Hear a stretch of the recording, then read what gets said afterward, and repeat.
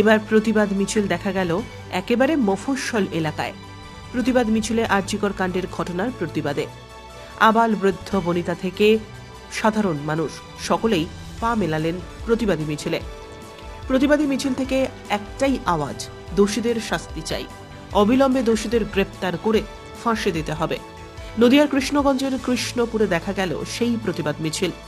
কারো হাতে ভারতের জাতীয় পতাকা তো কারো হাতে ফেস্টুন। বড়দের সাথে ছোটরাও মিছিলে পা মেলালেন।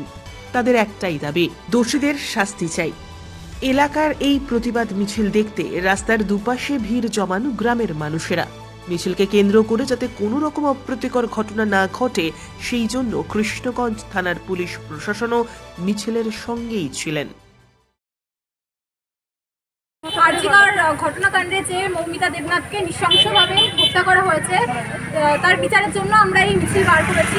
আমরা চাই প্রতিবাদ করতে, আমরা চাই দোষীদের শাস্তি হোক, তাদের ফাঁসি হোক, সঠিক বিচার চাই, যাতে আর পরের বার থেকে যাতে এইসব ঘটনা না ঘটে, আমরা যাতে রাস্তায় শান্তিভাবে বেরোতে পারি, মা বোনেরা যাতে সুস্থভাবে বেরোতে পারে, আমরা সেই প্রতিবাদের জন্যই আজ আমরা মিছিল বার করেছি। আপনার নাম?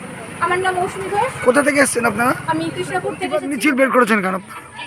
আরজিকর হসপিটালে 9 আগস্ট যে নৃশংসভাবে ডাক্তারকে খুন করা হয়েছে, সেই খুনের প্রতিবাদে আমরা প্রতিবাদী মিছিল বার করেছি।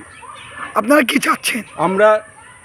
আমরা চাইছি যে নৃশংসভাবে হত্যা হয়েছে চিহ্নিত করে দোষীদের ফাঁসির হোক।